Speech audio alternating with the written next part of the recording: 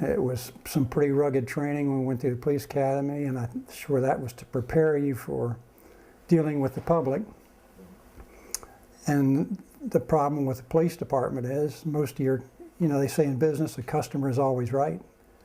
Well, in our business, mostly the customer was always wrong.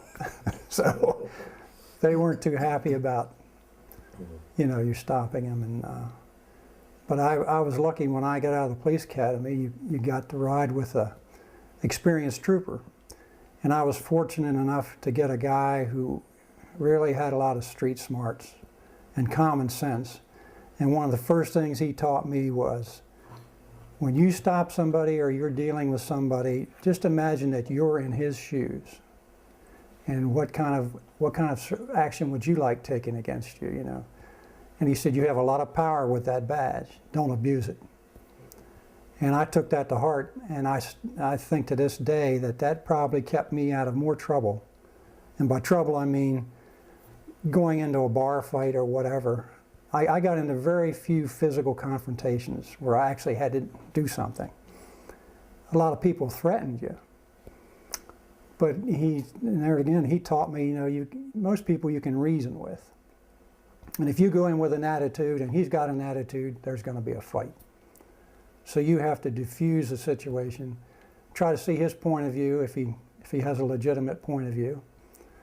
And one thing that comes to mind, I remember a truck driver delivered some product to a business in Annapolis, and he was supposed to be paid at the time he made the delivery, and the guy wasn't going to pay him. But he wanted him to drop the product, which was a boat, I believe.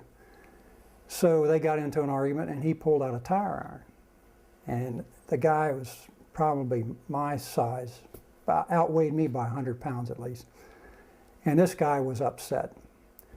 So I get there, so I step out of the police car. Here's a Maryland State Trooper standing in front of him. So now he thinks that the guy that doesn't want to pay him has called me, so now I'm going to team up with that guy to nail him. So he's standing there with a tire iron. And I looked at him and I thought, this guy can cause a lot of problems. So I stayed away from him. I didn't get too close to him. And I said, tell me the situation. So the businessman explained his part, and then the truck driver explained his part. He said, this is what I was told to do, and he said, I'm not leaving here without the boat. And so I told him, I said, well, I think this guy has a legitimate gripe, the truck driver. And I could see him relaxing then, And then finally I said, what you need to do is put the tire iron down. I said, there's not going to be any need for that. Nobody's going to get hurt here. And after about 20 minutes, we got it calmed down, and the guy got in his truck and left with the boat, and the business owner had to call the company and say, hey, well, I'm going to make other arrangements. But he just thought he was going to strong-arm this guy. Had I walked in there with an attitude, probably both of us would have been laying on the ground with a big dent in our heads from that tire iron. And I saw other police officers who would approach that situation like that with an attitude, and they always got into trouble. We had one trooper that I worked with, he was constantly calling for help, and all because of his attitude.